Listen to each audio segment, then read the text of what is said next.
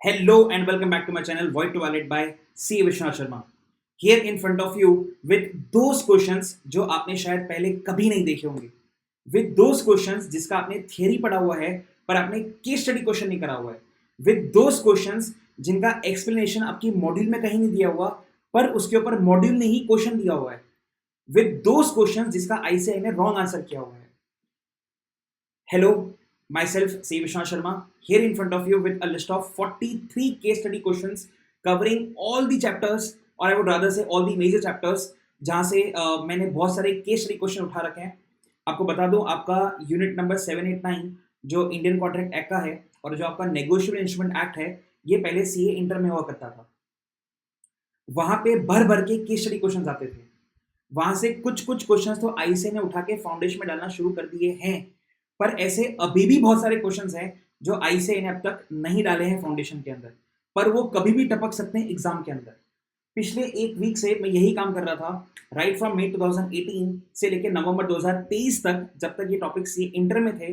मैंने सारे case study questions fetch करके इस पीडीएफ के अंदर डाल दिए मैंने, एंड हेंस हम उन्हीं को पढ़ेंगे आज. And many other questions like जैसे जैसे मुझे टॉपिक दिख रहा है यहाँ पे, इसका एक्सप्लेनेशन मॉड्यूल में कहीं नहीं है, बट मॉड्यूल के ही पीछे क्वेश्चन आंसर्स के अंदर आपको एक क्वेश्चन दिखेगा हस्बैंड एंड वाइफ के अंदर इम्प्लाइड एजेंसी वाला. Similarly we have one more such question, question number 29 I guess. मैं ओपन करता हूँ एक बार. हाँ, ये वाला एलएलपी वाला. अगेन इसका कंटेंट मॉड्यूल में कहीं नहीं लिखा हुआ, बट मॉड्यूल के पीछे जो क्वेश्चन आंसर्स हैं उसके अंदर इसका जिक्र है. मोर ओवर दो क्वेश्चन और हैं ऐसे जो मैं बताऊं जिसके अंदर आईसीएआई का आंसर गलत है. ये क्वेश्चन है आई थिंक नवंबर 2018 के आरटीपी का क्वेश्चन है ये. और दूसरा I think there is one more question, question number 40 if I am not wrong. हाँ, क्वेश्चन नंबर 40 जो जनवरी 2025 के एग्जाम में आया था, जिसका आंसर अगेन इज रॉन्ग. तो बहुत सारे क्वेश्चंस और बहुत अजीबोगरीब क्वेश्चंस हम बेसिकली कवर करेंगे यहाँ पे. द बेस्ट पार्ट इज अगर आपने यूनिट नंबर 789 नहीं पढ़ा तो आपका उसका रिविजन भी हो जाएगा. द रीजन इज ये सारे के सारे केस स्टडी क्वेश्चंस हैं एंड मेजरली सब इंपॉर्टेंट टॉपिक्स ही हैं इसके अंदर, एंड हेंस आपका रिवीजन हो जाएगा. So I would say double double benefit, ठीक है, इस पर्टिकुलर वीडियो के अंदर. So yeah be with me till the very end and you will realise in like maybe 1.5 hour का लेक्चर होगा ये मेरे हिसाब से. उस 1.5 घंटे के बाद 1.5 आवर्स के बाद यू विल फील कि नहीं सर, हमें टॉपिक भी समझ में आ गया, हमारा कॉन्फिडेंस लेवल भी बढ़ गया, and we are exam ready. May you be the one who is planning for rank, और may you be the one जिसको 40 टच करना है या जिसको बहुत ज्यादा लॉस से डर लग रहा है. ये वीडियो उनके लिए ही है. सो बिना कोई बात करे, बिना कुछ आसपास की बात करे, हम फटाक से स्टार्ट करते हैं विथ माय क्वेश्चन नंबर 1. हमें जाना है क्वेश्चन नंबर 43 तक, ठीक है. Let's start. मैंने ऑलमोस्ट हर क्वेश्चन के अंदर डायग्राम्स भी बना रखे हैं to make the concept more clearer for you, and hence I said कि आपका रिवीजन हो जाएगा, बहुत ज्यादा क्लैरिटी आ जाएगी आपको with this question answers. Let's begin. मैं हूं क्वेश्चन नंबर 1 के ऊपर. Mr. C was appointed as a site manager of ABC Constructions Company on a 2 years contract at a monthly salary of rupees 50,000. Mr. P gave a surety in respect of Mr. C's conduct. ठीक है, Mr. P surety है. After 6 months, the company was not in a position to pay rupees 50,000 to Mr. C because of financial constraints. ठीक है, कोई बात नहीं. C agreed to a lower salary of rupees 30,000 from the company. यहां तक भी कोई बात नहीं. आगे दिक्कत आ गई सर. सर आगे दिक्कत क्यों आ गई? उसने बोला this was not communicated with mister P. Sir आपने वेरिएशन इन द कॉन्ट्रैक्ट करा, सेक्शन 133 मुझे याद आया. आपने कॉन्ट्रैक्ट के अंदर वेरिएशन करा और आपने श्योरिटी का कंसेंट नहीं लिया. जैसे ही आपने श्योरिटी का कंसेंट नहीं लिया, उस दिन से surety will not B liable, पर उसके पहले के ट्रांजेक्शंस के लिए श्योरिटी विल रिमेन लायबल. एक डायग्राम देख, मैंने 4 टॉपिक को एक डायग्राम के अंदर समराइज करा है. मतलब I don't think it can be more efficient then this. Sir क्या डायग्राम क्या बोलता है? पहला केस देख, ब्लू कलर, पहला case, revocation of continuing guarantee bye notice. तो जिस दिन आपने नोटिस दिया उस दिन के बाद आप लायबल नहीं एज अ श्योरिटी, पर उस नोटिस के पहले जो ट्रांजेक्शंस हो गए you are liable. Second case देख, revocation of continuing guarantee by death of surety. जैसे श्योरिटी का डेथ हो गया, उस डेथ के बाद श्योरिटी का estate not liable, but death से पहले श्योरिटी का estate will be liable. Exam में लिख के मत आ जाए surety liable, surety not liable. Surety तो गया ऊपर, ठीक है. श्योरिटी का estate liable not liable. Then novation. Sir जैसे ही सब्स्टिट्यूशन हुआ, पुराना कॉन्ट्रैक्ट गया, नया कॉन्ट्रैक्ट आया, उस दिन से नए कॉन्ट्रैक्ट के लिए श्योरिटी लायबल होगा, पुराने वाले के लिए लायबल नहीं होगा। एंड नोवेशन से पहले के लिए पुराने वाले ट्रांजेक्शन के लिए लायबल रहेगा, नोवेशन के पहले वाले। लास्टली जो हम पढ़ रहे हैं अभी section 133, that is variation in the contract without sureties consent. तो सर वेरिएशन के बाद के लिए श्योरिटी नॉट लायबल, पर वेरिएशन के बाद तो लायबल रहेगा ना। एंड हेंस हम कंक्लूजन, सीधा कंक्लूजन पढ़ेंगे टाइम बचाते हुए। मैं पढ़ रहा हूँ आखिरी की 2 line. Variation in the terms of contract without consent of Mr. P will discharge Mr. P from all the liabilities towards the act of Mr. C after such variation. Exam में आपने नहीं लिखा ना अगर आफ्टर सच वेरिएशन, तो आपका answer wrong है, outright wrong है।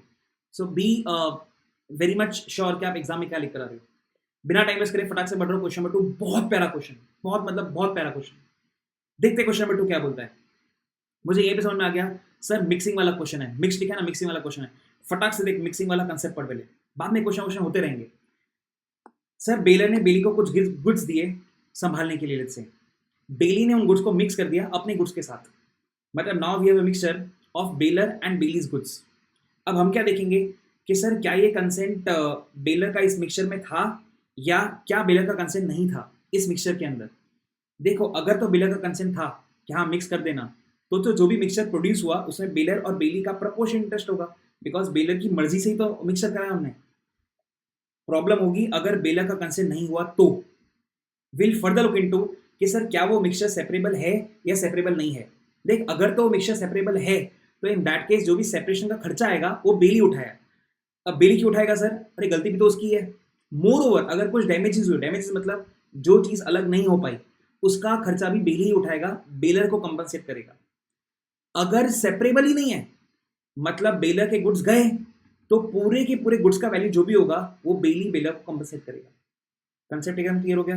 ये डायग्राम आपके सामने, with consent, without consent, without consent के अंदर सेपरेबल, नॉन सेपरेबल। अब क्वेश्चन पढ़ते हैं, क्या मस्त समझ में आएगा। ये आपके सामने, A bailed 50 kg of high quality sugar to S, who owned a kirana shop, promising to give rupees 200 at the time of taking back the bailed goods. The employee of S, unaware of this, mixed the 50 kg of sugar belonging to A with the sugar in the shop and packaged it for sale when S was away. Ayyo, दिक्कत हो गई। This came to light only when A came asking for the sugar he had bailed with S, as the price of the specific quality of sugar had trebled. What is the remedy available to A? देख हम sugar की बात कर रहे हैं, आपको समझ में आ जाना चाहिए बिना कोई अजम्पशन के कि सर शुगर सेपरेबल नहीं है। अगर हाई क्वालिटी शुगर को लो क्वालिटी शुगर के साथ आप मिक्स कर दोगे तो उसको सेपरेट नहीं कर सकते। अब क्योंकि सेपरेट नहीं कर सकते, पूरी की पूरी 50 kg of high quality sugar का पैसा बेली को, बेलर को देना पड़ेगा। कंक्लूजन पे आते हैं सीधा, आखिरी 2 लाइन, हमेशा आखिरी 2 लाइन पढ़ूंगा मैं। as S employee has mixed the 2 kinds of sugar, S must compensate A for the loss of sugar. क्यों सर? क्योंकि वो सेपरेबल नहीं है, क्योंकि वो सेपरेबल नहीं है। मैं बढ़ रहा हूं आगे, हीरा impossible to separate the goods बिल्ड, मतलब ये वाला केस बन गया। ठीक है, सुपर डुपर सिंपल। मैं बढ़ रहा हूं क्वेश्चन नंबर 3 के ऊपर फटाक से। अगेन एक नया कंसेप्ट, अगेन एक नया डायग्राम, अगेन एक मस्त clarity. Azhar consigned electronic goods for sale to Aziz. Aziz employed Rahim, a reputed auctioneer. जैसे मैंने पढ़ा ना, appointed a reputed auctioneer, मेरे दिमाग में पता है क्या आया? Substituted agent. सर सब एजेंट आपके दिमाग में क्यों नहीं आया? देख सब एजेंट किसको बोलते हैं? जब एजेंट अपना काम उसको देता है। सब्सटीट्यूटेड एजेंट में एजेंट अपना काम नहीं देता, एजेंट उसका काम उसको देता है। दैट इज सब्सटीट्यूटेड एजेंट का ही काम उसको देता है। आगे बढ़ते हैं। To sell the goods consigned to him through auction, Aziz authorized Rahim to receive the proceeds and transfer those proceeds once in 45 days. Rahim sold goods on auction for rupees 2 lakhs. Wow, nice. But before transferring the proceeds of the auction, became insolvent. Assess the liability of Aziz towards the provisions as per the provision of Contract Act 1872. देख कानून समझ। Principal ने agent को काम दिया, delegation करा। अब agent को काम करवाना था तो उसने अपॉइंट करा सब्स्टिट्यूटेड एजेंट को। अब हमें यहां देखना है पॉइंट नंबर 2 के अंदर कि एजेंट ने जब अपॉइंटमेंट करा वो अपॉइंटमेंट विद ड्यू केयर करा या विदाउट ड्यू केयर करा। अगर तो एजेंट ने अपॉइंटमेंट करा विद ड्यू केयर, मतलब एक बराबर बंदे को अपॉइंट करा एज सब्स्टिट्यूटेड एजेंट, और अगर वो सब्स्टिट्यूटेड एजेंट एक्ट करता है नेग्लिजेंटली, तो एजेंट लायबल नहीं होगा क्योंकि उसने अपना अपॉइंटमेंट वाला काम बहुत अच्छे से करा, जैसा करना चाहिए था, like a man of ordinary prudence. पर सर अगर एजेंट ने अपॉइंटमेंट रिस्पॉन्सिबली नहीं करा, मतलब विदाउट ड्यू केयर करा, एंड सब्स्टिट्यूटेड एजेंट नेग्लिजेंटली काम किया, तो एजेंट रिस्पॉन्सिबल क्योंकि उसने अपना काम अच्छे से नहीं करा। And hence the diagram should make it very clear कि सर यहाँ पे अगर हम ऐसा मान के चलेंगे, क्योंकि क्वेश्चन में कुछ क्लैरिफाई कर नहीं रखा, हम ऐसा मान के चलेंगे कि अजीज ने अपॉइंटमेंट बराबर कराया like a man of ordinary prudence, in that case Aziz liable नहीं होगा अगर सब्स्टिट्यूटेड एजेंट रहीम नेग्लिजेंटली एक्ट करता है तो। आंसर पे आते हैं, आखिरी दो line. Hence, if Aziz has exercised same amount of diligence as a man of ordinary prudence would, he shall not be responsible. Mark कर दो मैं फटाक से, not be responsible to Azhar for the proceeds of the auction. Super easy, super easy कब? जब आपको ये diagram समझ में आए। मैंने ऑलमोस्ट हर क्वेश्चन के अंदर ऐसे डायग्राम्स बना रखे हैं। इवन इसको अगर आप पहली बार भी पढ़ रहे हो, पहली बार भी देख रहे हो, आई गारंटी आपको समझ में आ जाएगा, गारंटी। ठीक है, बढ़ते हैं फटाक से क्वेश्चन नंबर 4 के ऊपर। M guarantees for R, a retail textile merchant, for an amount of rupees 1 lakh, for which S, the supplier, may from time to time supply goods on credit basis to R during the next 3 months. After 1 month, M revokes the guarantee. अरे तो वही वाला case हो गया कि sir हमने notice of revocation दिया, उसके बाद के लिए as a surety not liable, पर उसके पहले के लिए एज अ श्योरिटी लायबल। और मुझे पता कैसे पड़ा है कंटिन्यू गारंटी है? सर वहाँ पे लिखा हुआ है फ्रॉम टाइम टू टाइम। जैसे ही मैंने पढ़ा from time to time, I understood कि सर ये कंटिन्यू गारंटी वाला क्वेश्चन है और उसके अंदर रिवोकेशन हो गया, तो रिवोकेशन के लिए पहले के लिए श्योरिटी विल बी लायबल। क्या लिखा उसने? After 1 month M revokes the guarantee when S had supplied goods on credit of rupees 40,000, तो भाई 40,000 के लिए लायबल, 40,000 के बाद के लिए नॉट लायबल। आंसर पे आते हैं। देख डायग्राम वही है जो क्वेश्चन नंबर 1 में था, सेम। मैंने क्वेश्चन रिपीट नहीं हुआ है इसलिए क्वेश्चन को यहाँ पे डाला हुआ है। अगर सेम टॉपिक होता, सेम कंसेप्ट होता तो मैं रिपीट नहीं करता क्वेश्चन को, पर ये अलग कंसेप्ट था। ठीक है, वहाँ पे वेरिएशन था और यहाँ पे revocation of continue guarantee bye notice वाला क्वेश्चन है, आगे एक डेथ वाला भी आएगा। Last line, liability of M for previous transactions, that is before revocation 40,000 remains. He is liable for payment of rupees 40,000 to S because the transaction was already entered into before the revocation of guarantee. एकदम simple. देख, this diagram is gold. आपको अगर एक diagram समझ में आ जाता है, आपको 4 टॉपिक समझ में आ जाते हैं। एंड आई डोंट थिंक आपने ऐसा कभी भी और पढ़ा होगा कि ये चारों केसेस एक डायग्राम के अंदर। ठीक है, आगे बढ़ते हैं। आ गया सर वो क्वेश्चन जो मैं आपको दिखा रहा था लेक्चर के शुरुआत के वक्त। एक ऐसा टॉपिक जो आपके मॉड्यूल में एक्सप्लेन नहीं करा हुआ है, पर मॉड्यूल के पीछे जो क्वेश्चन आंसर्स दिए हुए हैं उसमें इसका जिक्र है। मतलब एग्जाम में तो आ ही सकता है बिकॉज आपके करिकुलम में तो दिया हुआ है sir. And hence this lecture should be very much helpful to you. ठीक है, covering such questions. Sir topic क्या बोलता है? क्वेश्चन भाड़ में जाए, टॉपिक क्या बोलता है? देख, टॉपिक सिर्फ इतना सा बोलता है आपको कि जो वाइफ होती है, that wife is an implied agent of the husband. मतलब वाइफ अगर हस्बैंड का नाम यूज करके कुछ खरीद के आती है, उसका पैसा जो भी होगा वो हस्बैंड को देना पड़ेगा। सर कंडीशन क्या है? नेसेसरी होनी चाहिए ऑब्वियसली। फिर उसमें आगे एक और पॉइंट दिया हुआ है कि हस्बैंड कब लायबल नहीं होता। अगर वाइफ कुछ उधारी पे खरीद के आ जाती है दुकान से, तो कब हस्बैंड लायबल नहीं होगा टुवर्ड्स द दुकानदार? पहला केस जो वो नेसेसरी नहीं है। दूसरा केस जब हस्बैंड ऑलरेडी अपनी वाइफ को सफिशिएंट खर्चा पानी देता है फॉर द नेसेसरीज। तीसरा केस जब हस्बैंड ने वाइफ को क्लियरली मना करा हुआ है कि मेरा नाम यूज करके उधारी पे सामान मत लेकर आना। चौथा केस जब हस्बैंड ने दुकान वाले को मना कर रखा है कि मेरी वाइफ जब उधारी पे सामान खरीदना है तो उसको सामान मत बेचना। ये 4 केस में तो हस्बैंड बच जाएगा, he will not B liable. But otherwise for necessaries husband will be liable. ठीक है, ये रहा उसका आंसर। पहले क्वेश्चन पढ़ते हैं ना। A is a wife of N. She purchased some sarees on credit from Messrs R, Jaipur. अयो, मेरे गांव का ही है, मैं जयपुर में ही हूँ। Messrs R demanded the amount from N. पति से पैसा मांगा। N refused, घंटा नहीं कर सकते मना। N refused. Messrs R filed a suit against N for the said amount. Decide in the light of provisions of the act whether Messrs R, Jaipur would succeed. Yes, it will succeed. Sari necessity में आएगा। ठीक है, यहाँ पे आते हैं। देख, मैं आपको 4 पॉइंट पढ़ा दिए, पर क्योंकि ये क्वेश्चन नया है तो मैं पूरा पढ़ रहा हूं। The situation asked in the question is based on the provisions related to the modes of creation of agency relationship under the act. Agency may be created by legal presumption in case of cohabitation by a married woman. That is, wife is considered as an implied agent of the husband. If wife lives with her husband, there is a legal presumption that wife has authority to pledge the husband's credit for necessaries but the legal presumption can be rebutted, मतलब challenge कर सकते हो आप in the following cases. कौन से cases sir?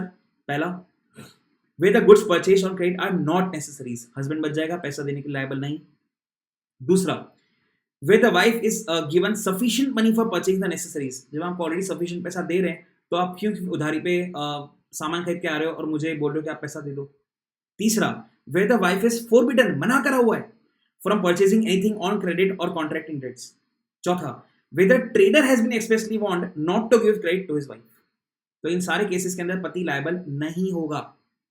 आगे, if the wife lives apart for no fault on her part, मतलब पति ने वाइफ को छोड़ा हुआ है, something like that, wife has authority to pledge her husband's credit for necessaries. Applying the above conditions in the given case, Mrs. R will succeed. It can recover the said amount from N if sarees purchased by A are necessaries for her. I'm expecting आपको ये छुपा हुआ question, hidden question समझ में आ गया होगा। अगर आपको लगता है अभी भी कोई डाउट है तो ऑब्वियसली आप कमेंट बॉक्स के अंदर मैसेज टाइप करेंगे और मैं उसको तुरंत का तुरंत रिजॉल्व करूंगा।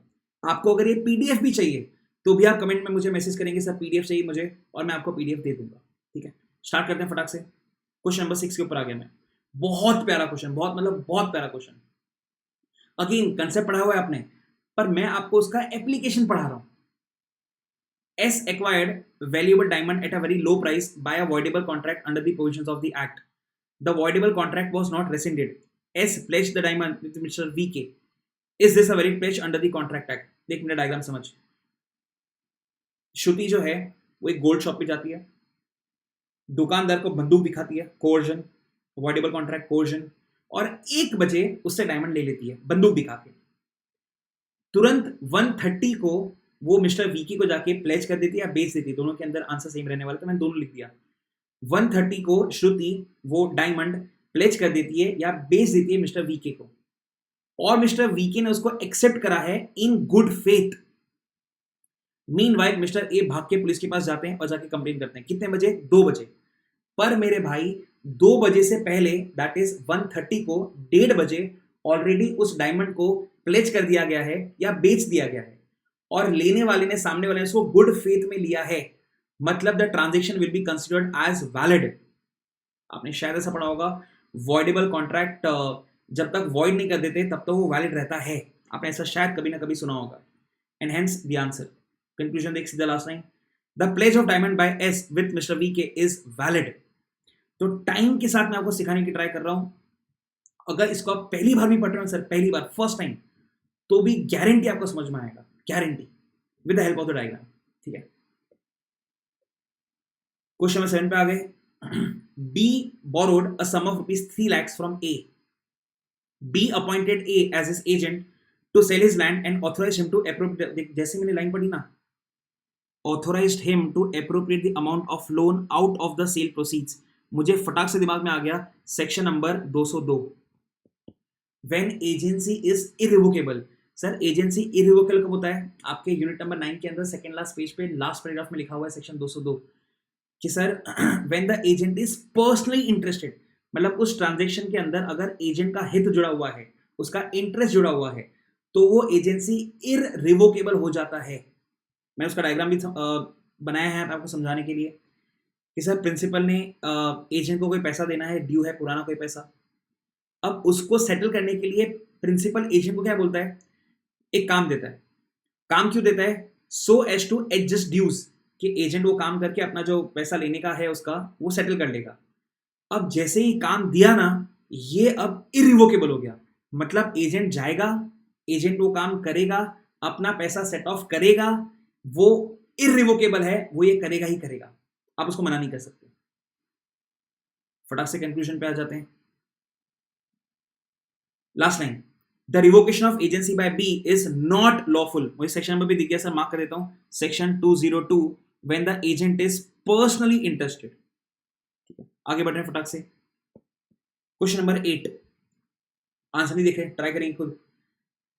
C advances to B ₹2 lakhs on the guarantee of A. C has also taken a further security of the same borrowing by mortgage of B's furniture worth ₹2 lakhs. Okay, double security है। Without knowledge of A, उससे कोई फर्क नहीं पड़ता। C cancels the mortgage। अयो गलती हो गई, आप फटाक से याद करो, सर श्योरिटी का ये राइट होता है to be benefited out of the security kept by debtor with the creditor. मतलब जब डेटर डिफॉल्ट मारेगा तो जो असेट गिरवी रखा गया है बाय डेटर टुवर्ड्स क्रेडिटर, वो क्रेडिटर से श्योरिटी के पास आ जाता है और श्योरिटी उसको बेच के अपना पैसा रिकवर करता है। और अगर ये उसका अधिकार है, ठीक है, अगर इसमें कोई भी गड़बड़ी हुआ तो श्योरिटी उतने अमाउंट से डिस्चार्ज हो जाता है। आगे बढ़ते हैं question. After 6 months B becomes insolvent and C sues A his guarantee. Decide the liability of A if the market value of the furniture is worth rupees 80,000 under the Indian Contract Act 1872. Sir 80,000 से surety discharge हो जाएगा क्योंकि आपने उसका जो ultimate right है, उसका जो एकमात्र एस्केप था पैसा रिकवर करने का, आपने उसके साथ छेड़खानी करी और उसको बताया भी नहीं, तो उतने अमाउंट से वो डिस्चार्ज हो जाएगा। कंक्लूजन पे आते हैं, last line. A is discharged from the liability to the amount of the value of the furniture, that is rupees 80,000, and will remain liable for the balance of rupees 1,20,000. ऊपर दिखा है मुझे section 141, mark करता हूं उसके अंदर काम की चीज।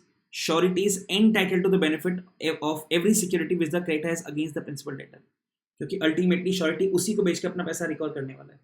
तो अगर क्रेडिटर ने उसके साथ छेड़खानी कर दी तो उतने अमाउंट से श्योरिटी डिस्चार्ज हो जाएगा, क्योंकि आपने उसकी अल्टीमेट रेमेडी के साथ छेड़छाड़ कर दी। ओके, क्वेश्चन नंबर, मां कसम, अरे अरे अरे बाप रे, कितना बड़ा क्वेश्चन है, कोई बात नहीं, करेंगे, फिर भी करेंगे। अच्छा क्वेश्चन है, X has made an agency agreement with Y to authorize him to purchase goods on behalf of X for the year 2020 only, ठीक है, 2020. The agency agreement has signed by both the parties and it contains all the terms and conditions for the agent. Okay. It has a condition that Y is allowed to purchase goods maximum up to 10 lakh. तो principal ने agent को उसकी औकात बता रखी है कि भाई 10 लाख तक तू परचेज कर सकता है। Okay. In the month of April Y has purchase a single item, अरे अयो 12 lakh, from Z as an agent of X। The market value of the item purchase was 14 lakh, मतलब 2 लाख का डिस्काउंट मिला। Okay. The agent Y has purchase this item due to heavy discount offered and the financial benefit to X। Okay, good. After delivery the item Z has demanded the payment from X as Y is the agent of X, but X denied to make the payment, stating that Y has exceeded his authority, हाँ 10 लाख की जगह 12 lakh, as an agent. Therefore, he is not liable for the purchase. Z has filed a suit against X for the payment. Decide whether Z will succeed in the suit against X for recovery of the payment as per the act. लेकिन बात समझ, एक बहुत प्यारा example नीचे बना रखा है आपके लिए, आपको समझाने के लिए। सर एग्जाम्पल क्या बोलता है, मैं पहले वर्बली बोलता हूँ, सुनना। प्रिंसिपल ने एजेंट को बोला मेरे लिए 10 किलो एप्पल लेकर। एजेंट 10 किलो एप्पल लेकर आया, लायबल कौन होगा? प्रिंसिपल। हमने काम दिया था, उसने करा, तो पैसा मैं ही दूंगा, प्रिंसिपल ही देगा। सेकंड केस, सर हमने उसको बोला था 10 किलो एप्पल लेकर आ, पर वो लेकर आ गया 10 किलो पत्थर, पैसा तो खुद ही दे, फिर एजेंट पैसा देगा। अज्यूमिंग प्रिंसिपल रेटिफाई नहीं करा, एजेंट खुद ही अपनी जेब से पैसा देगा, because he has exceeded the authority. Third and last case, sir agent जाके लेकर आया 10 किलो एप्पल बोला था, तो 10 किलो एप्पल लेकर आया और साथ में मां कसम 10 किलो पत्थर लेकर आया। अब मैं देखूंगा कि ये कॉन्ट्रैक्ट सेवरेबल है या नहीं है। सेवरेबल है, सेपरेबल। अगर तो ये सेपरेबल है तो एप्पल के लिए प्रिंसिपल लायबल और स्टोन्स के लिए एजेंट लायबल, मतलब वो पैसा देगा। पर अगर सेपरेबल नहीं है, जैसे इस केस में है, तो पूरे के लिए एजेंट लायबल। देखिए यहाँ पे डायग्राम, सेम डायग्राम बना रखा है मैंने, यहाँ देख, एक बार में समझ में आएगा पक्का, गारंटी। पी ने बोला, प्रिंसिपल ने बोला एजेंट को 10 किलो एप्पल लेकर आ। First case, agent 10 kilo apple लेकर आया, principal liable. Agent 10 kilo stone लेकर आया, एजेंट खुद ही liable. Sir agent 10 kilo apple and साथ में 10 किलो स्टोन लेकर आया। अब 10 किलो एप्पल जो थे वो 500 रुपए के लेकर आया एंड 10 किलो स्टोन जो थे वो 100 रुपए के लेकर आया। मतलब इट इज सेवरेबल, हमें पता है एप्पल कितने का, स्टोन कितने का। तो एप्पल के लिए प्रिंसिपल लायबल, स्टोन के लिए एजेंट लायबल। पर सर अगर बाय वन गेट वन ऐसा कोई स्कीम चल रहा था, कॉम्बो ऑफर चल रहा था, और वो दोनों को कंबाइंड प्राइस में लेकर आया 550 के अंदर, मतलब सेवरेबल नहीं है एप्पल और स्टोन दोनों, तो पूरे के लिए एजेंट लायबल। कितना सिंपल है। अगर आप पहली बार भी पढ़ रहे हो तो भी अगेन आई वुड से आपको समझ में आया होगा। मैं आता हूं सीधा कंक्लूजन के ऊपर। कंक्लूजन क्या बोलता है, मार्क करता हूं आपके लिए। Since the transaction is not separable, X is not bound to recognize the transaction entered between Z and Y, and therefore may repudiate, मतलब cancel the whole transaction. Hence, Z will not succeed in the suit against X for the recovery of the payment. So simple, diagram समझा तो simple. ओ हो, बाप concept. बहुत बहुत आपने अगर मेरे इंपॉर्टेंट का लिस्ट देखा होगा जो मैंने वीडियो डाला हुआ है, आई थिंक कुछ 2,500-3,000 व्यू आ गए उसके ऊपर अब तक, उसमें ही मैंने टॉपिक डाला हुआ है, inland instrument and foreign instrument. पढ़ाने से पहले मैं आपको सेक्शन नंबर याद करा देता हूँ। देख, अगर मैं इनलैंड इंस्ट्रूमेंट लिख रहा हूँ शॉर्ट में, एक्रोनिम में, तो मैं कैसे लिखूंगा? इनलैंड इंस्ट्रूमेंट, मतलब ये सेक्शन नंबर 11, 1 1। तो इनलैंड इंस्ट्रूमेंट का सेक्शन नंबर 11। अगर इनलैंड इंस्ट्रूमेंट का सेक्शन नंबर 11 है तो सर फॉरेन इंस्ट्रूमेंट का क्या हो जाएगा? 12। ले, टॉपिक स्टार्ट करने से पहले देखो सेक्शन नंबर याद करवा दिया। अब तू मरेगा तब तक सेक्शन नंबर नहीं भूलेगा, ये मेरी गारंटी। ठीक है, अब मैं आता हूं हैक के ऊपर। मैं आपको दूंगा इसके अंदर एक हैक, जिससे एग्जाम में कोई भी क्वेश्चन आ जाए इंडियन इंस्ट्रूमेंट फॉरेन इंस्ट्रूमेंट का, अपना गलत नहीं हो सकता, पॉसिबल ही नहीं है। क्वेश्चन पढ़ रहे हैं, मैं हैक नहीं बता आपको, पहले क्वेश्चन पढ़ते हैं। State with reasons whether each of the foreign instruments are Indian instruments और फॉरेन इंस्ट्रूमेंट्स। उससे मुझे 4 अलग अलग केस दे रखे हैं। ठीक है, नीचे आता हूं, हैक देख। 3 ही चीज हो सकती है क्वेश्चन के अंदर, A B C. Drawn in, drawn on, payable at. I repeat, drawn in, instrument कहां ड्रॉ करा, ड्रॉन ऑन, किस पे ड्रॉ करा, पेएबल एट, पेएबल कहां पे है, A B C. Sir inland instrument होने के लिए जो ए है ना, ए ड्रॉन इन, वो इंडिया में होना चाहिए।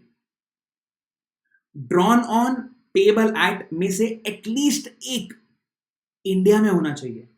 दोनों है तो बहुत ही अच्छा है, इनलैंड ही होगा। मतलब दुनिया में केस कितने बन सकते हैं पता है? दुनिया में एज पर मैथ्स 8 केस बन सकते हैं। मैंने आपके लिए 8 केस बना रखे हैं। All 8 cases I made it for you. Hack मैंने आपके बाजू में लिखा हुआ है कि सर ए इंडिया में होना चाहिए, उसके साथ या तो बी या तो सी इंडिया में होना चाहिए। दोनों है तो बहुत ही अच्छी बात है। मतलब दुनिया में, पूरी दुनिया में इनलैंड इंस्ट्रूमेंट के 3 ही केस बन सकते हैं। सर कौन से 3 केस? नहीं समझ में आया, मैं समझाता हूं ना आपको। ए प्लस बी इंडिया में है, ए प्लस सी इंडिया में है, या ए प्लस बी प्लस सी इंडिया में है। दुनिया में चौथा केस नहीं बन सकता। तो अगर मैं इस कंसेप्ट से इसको सॉल्व करने की ट्राई करूं, इस हैक लगा के अगर मैं सॉल्व करने की ट्राई करूं, तो लेट्स सी हम कर पाते कि नहीं कर पाते। First case, India Pakistan India, यहां पे तो इंडिया होना ही चाहिए है। देखिए तो ऑटोमेटिक कैंसिल हो गया, ये वाला केस कैंसिल हो गया, क्यों? पाकिस्तान। ये कैंसिल हो गया, क्यों? पाकिस्तान। ये कैंसिल हो गया, क्यों? छपरी पाकिस्तान। ये कैंसिल हो गया, क्यों? वाहियात पाकिस्तान। 4 कैंसिल हो गए, उनको पढ़ना ही नहीं आगे। अब बाकी की बात करते हैं, starting with case number 1। Sir drawn in India में है, okay satisfied. Sir payable eight भी इंडिया में है, मतलब ए प्लस सी वाला केस हो गया, इंडिया। अगले कलर चेंज करता हूं, यस, क्यों? रीजन ए प्लस सी इंडिया में है। नेक्स्ट केस पे आते हैं सर, इंडिया इंडिया पाकिस्तान, ये तो इंडिया में होना ही चाहिए था, है, और ये भी इंडिया में है, मतलब ये भी होगा, इनलैंड इंस्ट्रूमेंट होगा आपका। केस कौन सा बना सर? ए प्लस बी, तो ये इनलैंड है और ये भी इनलैंड है। आगे next case, India India Pakistan, ये रिपीट हुआ ऐसा मुझे लग रहा है। ठीक है, मैं नीचे वाला पहले कर लेता हूँ, इंडिया इंडिया इंडिया, ये वाला, अरे तो 100% इनलैंड ही है। सर क्यों? ये इंडिया में होना चाहिए था, इंडिया में है, और बी और सी दोनों इंडिया के अंदर है, एंड हेंस इनलैंड इंस्ट्रूमेंट। तो ऊपर वाला जो भी केस है इट विल नॉट मैटर। क्यों?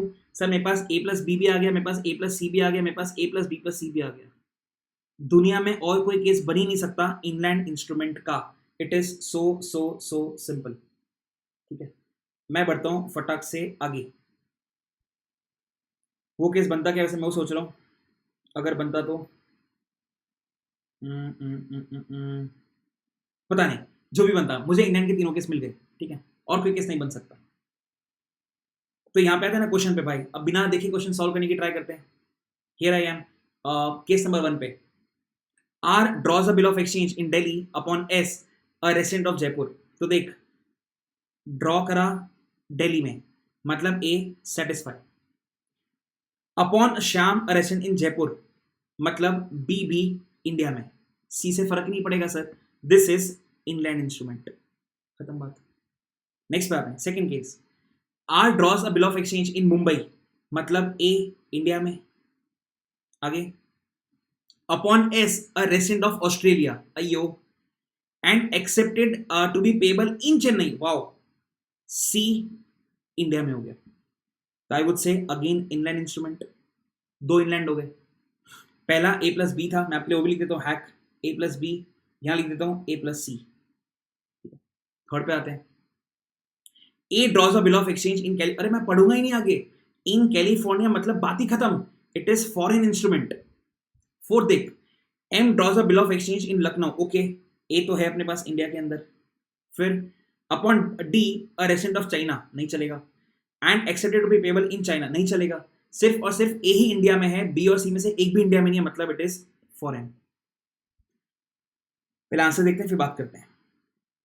नीचे आया मैं, ये answers, marking it for you. पहले का आंसर इंडियन इंस्ट्रूमेंट, ये रहा। सेकंड का आंसर इंडियन इंस्ट्रूमेंट, ये रहा।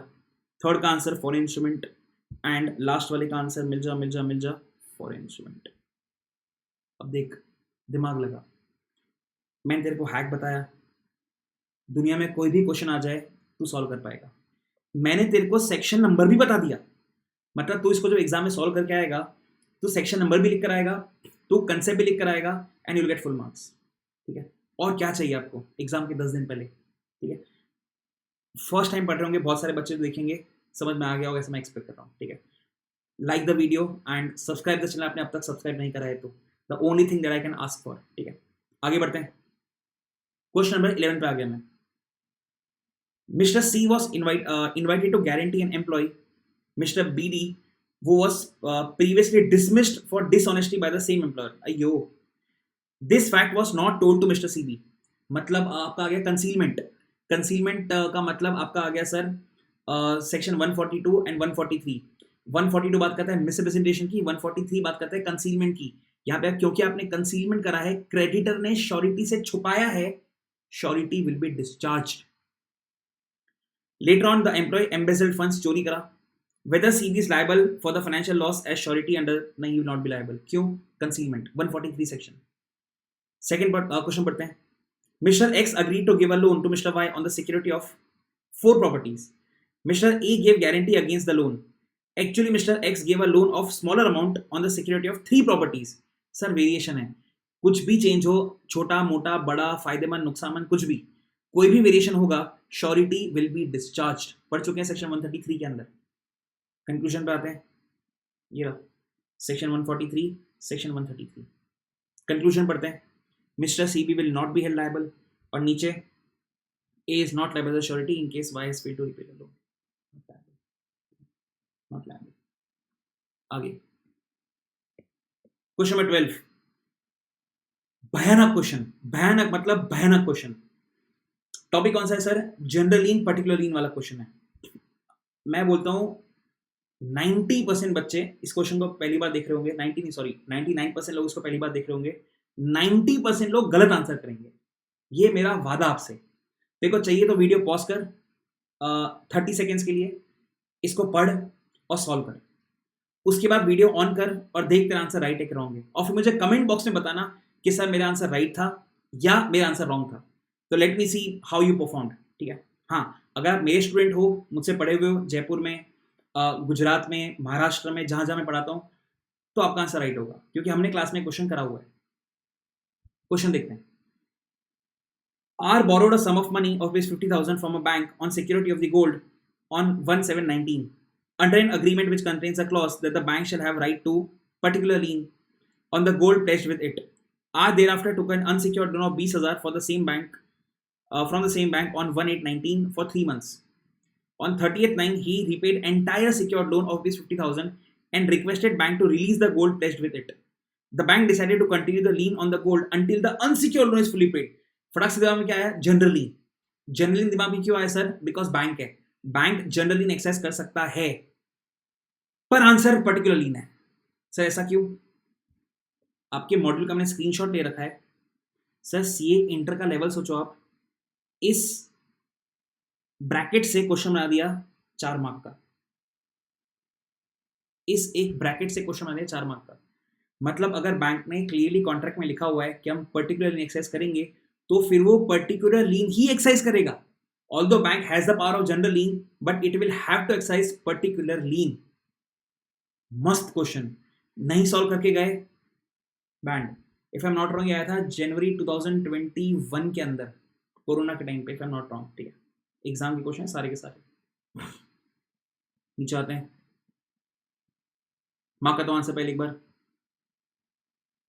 Bank's decision to continue the lien on the gold until the unsecured loan 20,000 is not valid.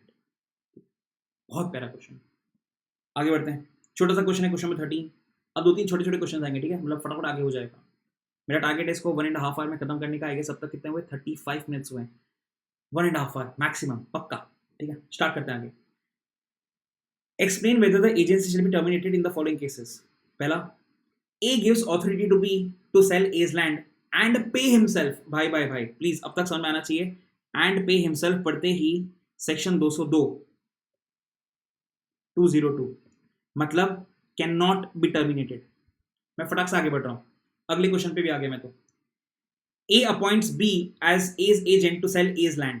B under the authority of A appoints C as agent of B. मतलब सब agent appoint कर रहा है पर authority से कर रहा है, कोई बात नहीं. Afterwards A revokes the authority of B but not C.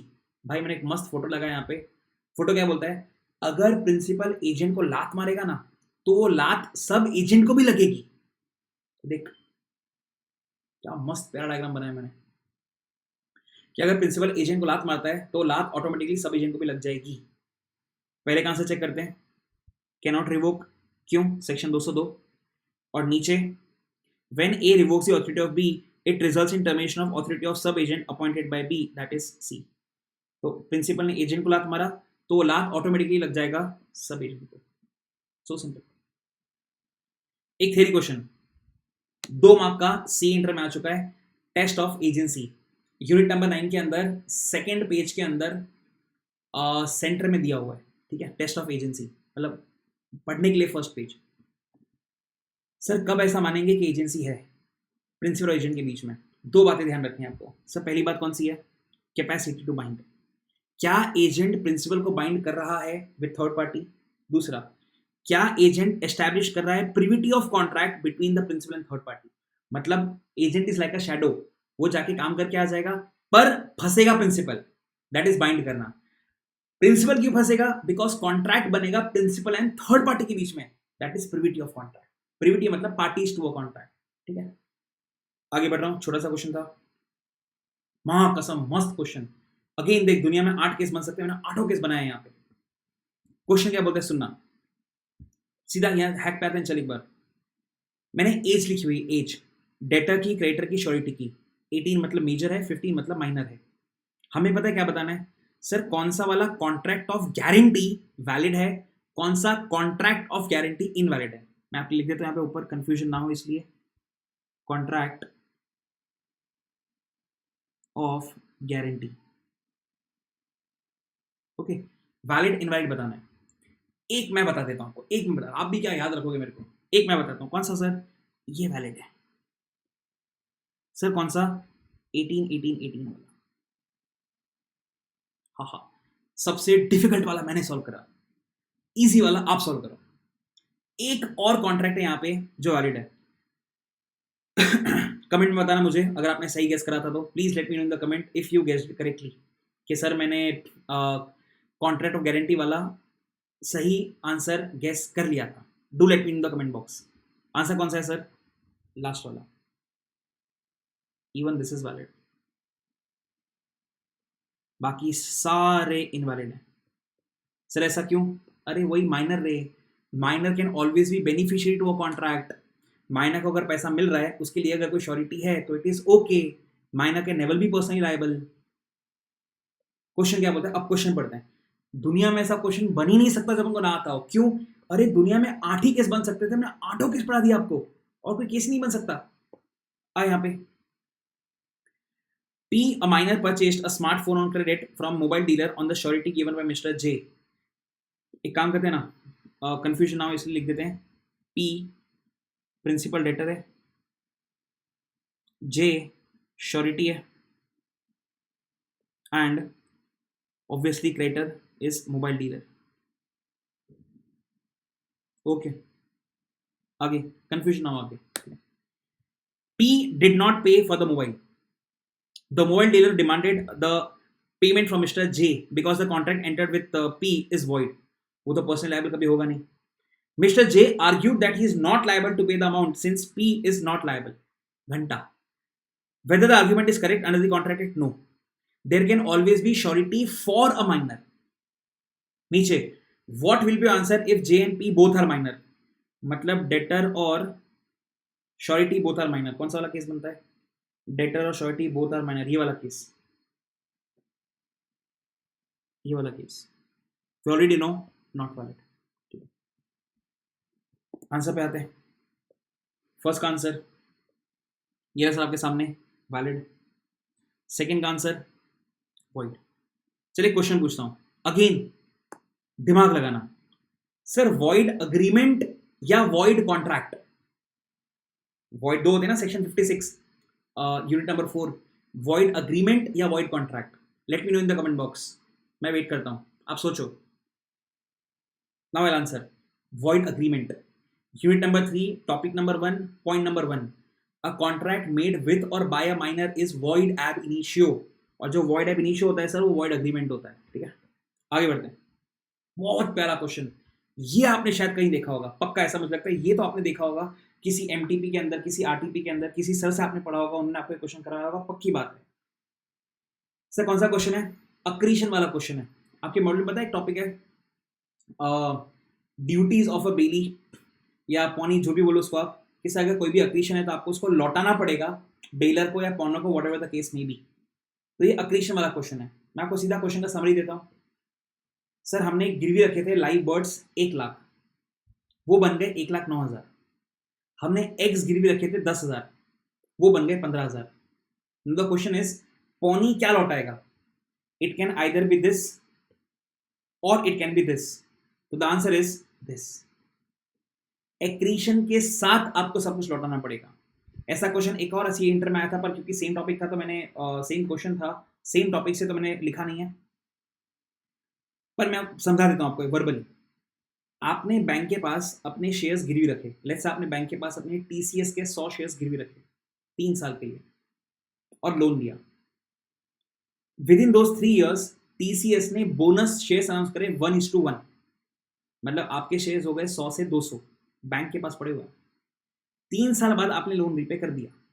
अब आप बैंक के पास गए शेयर्स वापस लेने, तो बैंक आपको कितना शेयर्स देगा? 100 देगा या 200 देगा? द आंसर इज 200 देगा. मेरे हैं वो शेयर्स, एक्रीशन के साथ मेरे हैं. मैं कौन हूं सर? या तो बेलर या तो पॉनर, what ever the case may be in the question. Question number 17. A rented his house to be on lease for 3 years. Okay, the lease agreement is terminable on 3-month notice by either party. C, the son of A, being in need of separate house to live, served a notice to B, काम की line, without any authority to vacate the house within a month, and requested his father A to ratify the action. Sir याद करो, ratification के अंदर unit number 9 की बात करें, topic number 2 की बात करें, उसमें पॉइंट नंबर 3 की बात कर रहे हैं कि सर रेटिफिकेशन 3, उसके अंदर 4th पॉइंट कि सर रेटिफिकेशन ऐसा नहीं हो सकता जिससे थर्ड पार्टी को इंजरी पहुंचे. ऐसा एक्ट रेटिफाई नहीं हो सकता. आंसर पे आते हैं. It is not valid for A to ratify the action of C, thereby causing the notice to be binding on B. ठीक है, पढ़ते हैं फटाक से आगे. Question number 18, almost half done. ठीक है, कितना टाइम हुआ? 44 minutes. Okay. Due to urgent need of money amounted to 3 lakhs, P approached R and asked him for the money. R lent the money on guarantee of S, T and U. माँ कसम 3 surety. अयो बहुत छोटे amount के लिए. P makes default, हर बार यही होता है, डेटर डिफॉल्टिंग आते हैं तो क्वेश्चन आगे कैसे बढ़ेगा. ठीक है. P makes default in payment and S pays full amount to R. S afterwards claimed contribution from T and U. बाकी को श्योरिटी से पैसा मांग रहे. They refuse to contribute on the basis that there is no contract between S and him. Examine referring to the positions of contract whether T can escape from the debt. नहीं sir, याद करो unit number 7 के अंदर last topic है, second last topic का first point है कि sir अगर को श्योरिटीज के बीच में कुछ डिसाइड नहीं हुआ तो दे आर लायबल इक्वली. अगर डिफरेंट सम से बाइंड नहीं है तो दे आर लायबल इक्वली. तो हेंस अगर मैंने as a one of the co surety पूरा 3 लाख दिया है तो मैं बाकी को श्योरिटी से 1 लाख रुपए ले लूंगा, तो each of us will be liable by ₹1 lakh. I think easy question था, पर देख अगर करा हुआ है ना एक बार या सुना हुआ है ना एक बार, तो कॉन्फिडेंस डबल ट्रिपल हो जाता है। एंड हेंस ओनली मकसद ऑफ माइंड, नहीं मकसद वर्ड तो यूज नहीं करता, ओनली मोटिव ऑफ मकसद कहीं और चला जाता है। Only motive of mind is कि आपका ये कंसेप्ट रिफ्रेश हो जाए। ठीक है, आगे बढ़ते हैं, कंक्लूजन पढ़ेंगे obviously. All the three sureties ST and you are liable to pay equally in the absence of any contract between them. अच्छा क्वेश्चन, प्यारा question. S at the request of G sells goods which were in possession of G. However, G had no right to dispose such goods.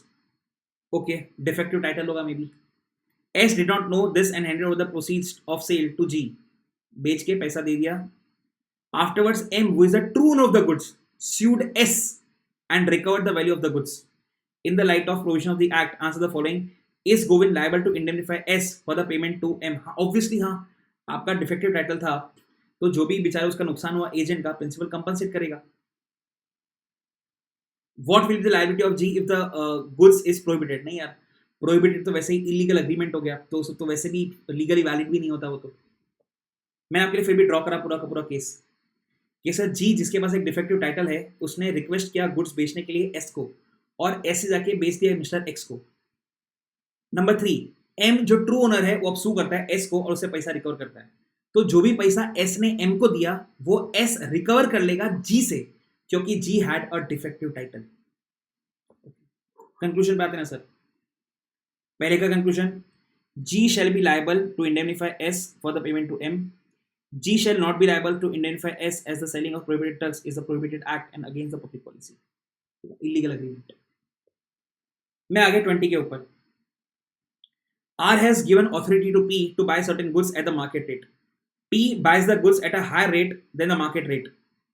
Okay, beyond the authority काम करा। However, R accepted. Wow, ratify हो गया, माशाल्लाह, जय Shri Ram. R accepted the purchase in spite of the higher rate. Afterwards, R comes to know that the goods purchased belong to P. नहीं। Valid knowledge या requisite knowledge for ratification absent है यहाँ पे। मतलब रेटिफिकेशन के बाद भी रेटिफिकेशन नहीं माना जाएगा, बिकॉज रेटिफाई करने के लिए प्रिंसिपल के पास नॉलेज रिक्विजिट नहीं थी। फटक से नहीं चाह रहा हूं मैं दूसरे पे। H authorizes B, a merchant in Mumbai, to recover dues from Banky and Company. B instructs D, a solicitor, मतलब substituted agent, to take legal proceedings against Banky and Company, क्या नाम है बकवास, for recovery of the money. Explain the legal provisions of D referring to, अरे substitute agent है, recover कर सकता है। आंसर पे आते हैं। पहले फर्स्ट का आंसर, मिल जा। The ratification is not binding on R. ये रहा वो पॉइंट, कहाँ गया, मिल जा प्लीज। हाँ, knowledge of the facts of the case is material defective. ठीक है, सेकंड पे आते हैं, सब्स्टिट्यूटेड एजेंट। फटाक से आगे बढ़ते हैं, इजी लग रहा होगा और कॉन्फिडेंस बढ़ रहा होगा। We are almost 50% done. वाह वाह वाह, क्या क्वेश्चन आया, वाह वाह वाह, एकदम इजी। पर आपका फिर भी रॉन्ग होगा। पहला केस और तीसरा केस आपके सिलेबस में नहीं है, वो पुराने सिलेबस में था, आपके सिलेबस में नहीं है वो point. But I am very sure आपके फर्स्ट सेकंड 4 में से कम 2 रॉन्ग होंगे। है बहुत इजी, बट पढ़ा हुआ होना चाहिए एक बार यार। Examine the validity of the following statements. पहला, creditor should proceed legal action against first against the debtor and later against the surety. Valid invalid बताना है, मैं आंसर नहीं बता रहा, आप सोचो, मन में सोचो, फिर मैं डिस्कस करता हूँ। सेकंड, एकदम छपरी क्वेश्चन है। A guarantee which extends to a single debt or a specific transaction is called continuing guarantee। घंटा स्पेसिफिक गारंटी होता है वो, तो पूरे इंडिया में सबका आंसर राइट होगा ये तो सेकंड छोड़। फोर्थ पे आप, if the bailey does not use the goods according to the terms of the conditions of the bailment, the contract of bailment becomes void। Answer सोच, हम बात करते हैं। हाई चांसेस आपने पहले का आंसर बोला हो कि नहीं सर, पहले तो डेटर के पास ही जाते हैं, उसके बाद ही श्योरिटी के पास जाते हैं। ऐसा नहीं है। एज अ क्रेडिटर आप किसी के भी पास जा सकते हो। पहले देख, एक बात समझ, एग्जांपल ले, अगर डेटर इंसॉल्वेंट हो चुका है तो मैं क्यों डेटर के पास जाऊंगा? मैं एज अ क्रेडिटर पैसा रिकवर करने के लिए सीधा श्योरिटी के पास जाऊंगा। तो सर मैं डेटर के पास भी जा सकता हूँ और श्योरिटी के पास भी जा सकता हूँ, मैं किसी के भी पास भी जा सकता हूँ, मेरी मर्जी। मतलब ये हो गया इनवैलिड। सेकंड ऑलरेडी पता है कि सर वो तो स्पेसिफिक गारंटी होता है, इनवैलिड। लास्ट पे आते हैं भाई, वॉइड नहीं होता। वॉइडेबल होता है।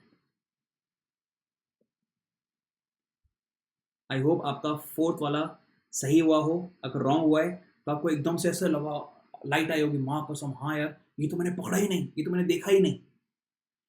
उसी की प्रैक्टिस कर रहे हैं। आंसर्स पे आते हैं sir. Invalid, invalid, invalid. Conclusion पे आते हैं सर। वॉइडेबल, मिल जाओ, specific guarantee.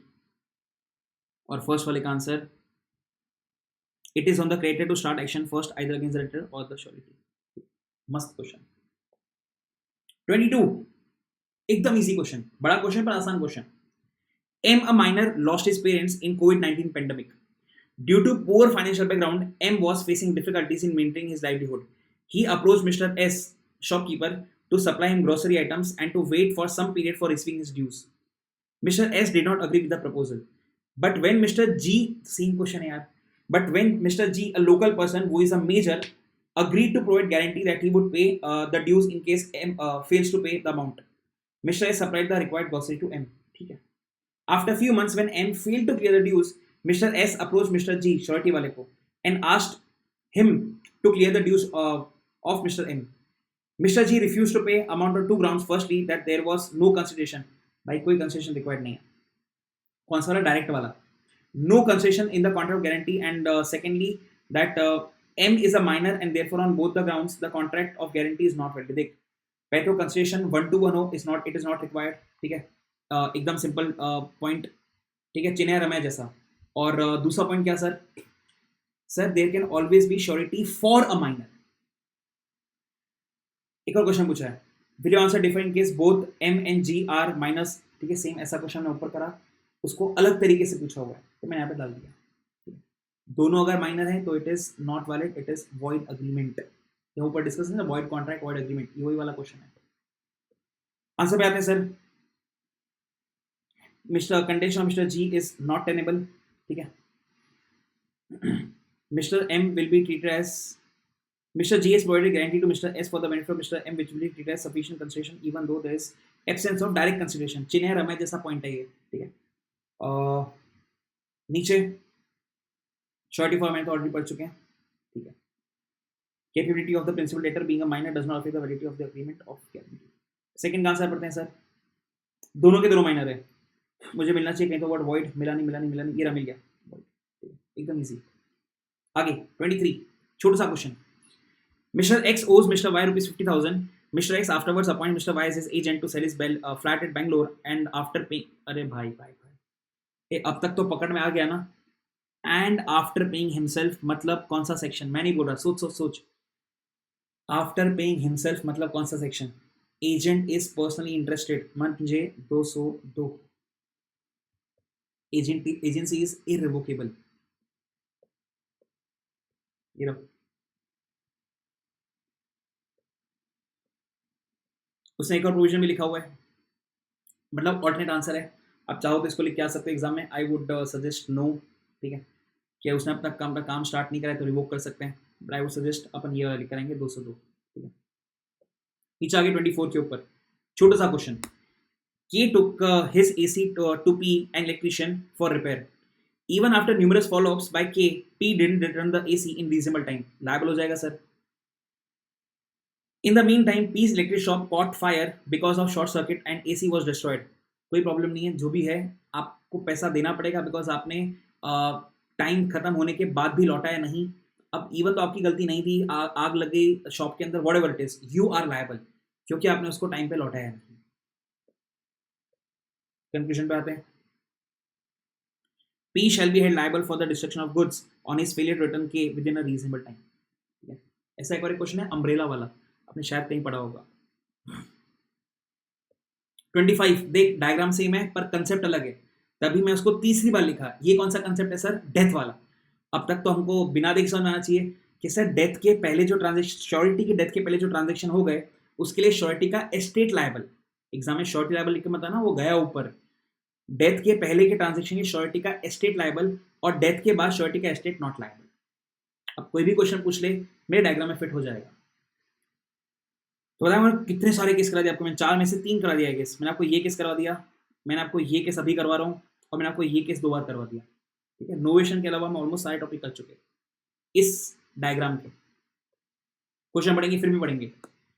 S guarantees V for the transaction to be done between V and B during the month of March 22. V supplied goods of rupees 30,000 on this date and 20,000 on this date. On 5/3 मतलब ये दो transaction के बाद S died in a road accident. On 10/3 being ignorant of his death of S, V further supplied rupees 40,000. On defaulting payment by B on due date, V sued on legal heirs of S for the recovery of 90,000. Describe. What would you answer if the estate of S is worth 45,000 only? देख, death के पहले कौन से transaction हुए, एक 30,000 का हुआ, एक 20,000 का हुआ, तो 50 के लिए लायबल। एसेट 45 है तो 45 के लिए लायबल। ये देखिए यहाँ पे first answer, legal heirs of S are not liable to pay 90,000 but for rupees 50,000 as death of surety operates as a revocation of continuing guarantee as to future transactions. और दूसरा, we shall be entitled to recover 40,000 only from the estate of S. ऐसा कोई शायद point याद आ रहा होगा, succession वाला unit number 4 के अंदर है कि legal heirs are never liable more than the assets that they have received from the deceased. 26 A Steels is a famous manufacturer of steel products.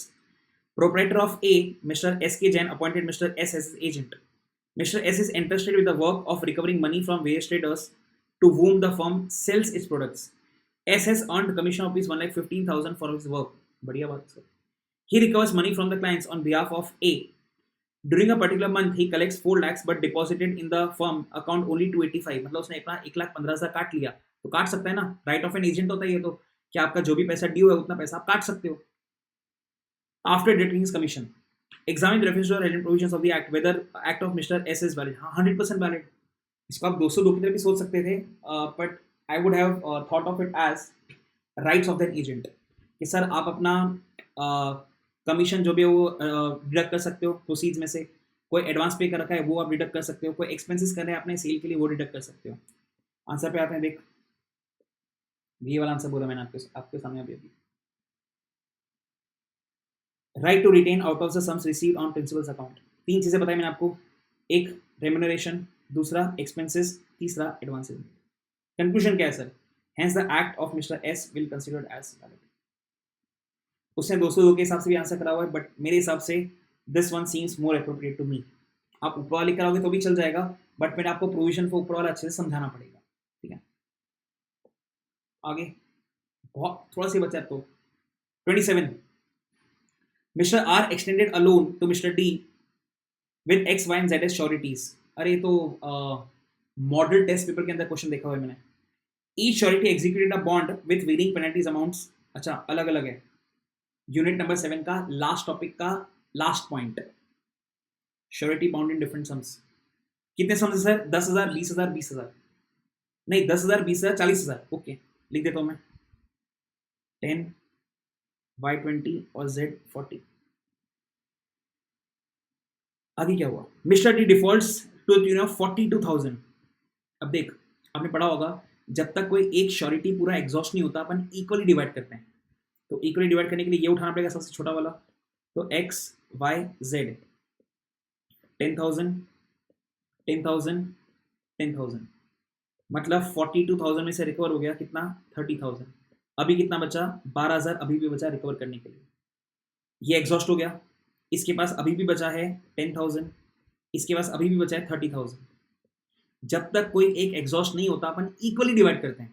तो यहाँ पे 12,000 ही बचा है, 6,000 6,000 डिवाइड कर लेंगे इक्वली, मतलब टोटल कितना हो पता है? 10,000 16,000 एंड 16,000।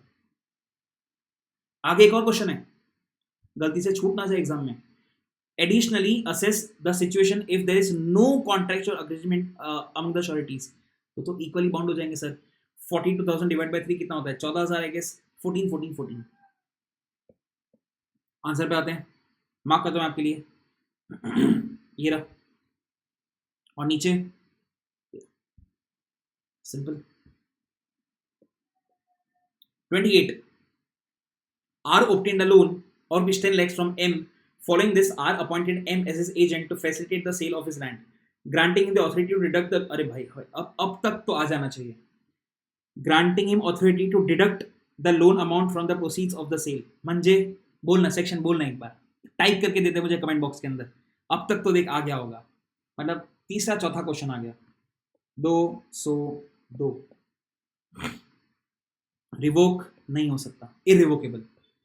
डेथ विथ इंसॉल्वेंसी में भी इरिवोकेबल. 202 अब तक तो आ गया ना भाई, अब तक तो आ गया होगा. और आंसर भाड़ में जाए. ओह ओह, वो क्वेश्चन आ गया जो आईसीए की मॉडल में एक्सप्लेन करा हुआ नहीं है, पर आईसीए की मॉडल के ही पीछे उसका सवाल दिया हुआ है. वाह, जय हो ICA. Explain the essential elements to incorporate LLP under the LP 2008. Logic, answer भाड़ में जाए तो लॉजिकली सोच. सर पहले तो सेक्शन नंबर 11 करना पड़ेगा. याद करो, इनकॉर्पोरेशन डॉक्यूमेंट सेक्शन 11 का सबसेक्शन 1 सबसेक्शन 2 वो पूरा एबीसी, पहले तो वो करना पड़ेगा. फिर और क्या करना पड़ेगा सर? आपको अपने फर्म का नाम रिजर्व करना पड़ेगा. आपको आपके जो भी पार्टनर्स हैं वो डिसाइड अपॉइंट करने पड़ेंगे, कम से कम 2. डेजिग्नेटेड पार्टनर अपॉइंट करने पड़ेंगे. उसमें भी डेजिग्नेटेड पार्टनर इंडिविजुअल होना चाहिए. मतलब सेक्शन नंबर 5 क्या बोलता है कि पार्टनर्स तो कोई भी हो सकता है, इंडिविजुअल भी हो सकता है, बॉडी कॉर्पोरेट भी हो सकता है, पर designated partner has to be individual only. तो अगर बॉडी कॉर्पोरेट पार्टनर है तो उसका नॉमिनी अपॉइंट करना पड़ेगा. बस यही लिखा हुआ है आंसर के अंदर, मतलब सिलेबस के बाहर नहीं है, बस पूछने का तरीका अलग है. Here we are. Under the LLP Act 2008, the following elements are very essential to form LLP in India. पहला, सेक्शन नंबर 11 लिखा है देख. To complete and submit incorporation document in the form prescribed with the registrar electronically. दूसरा, to have at least 2 partners for incorporation.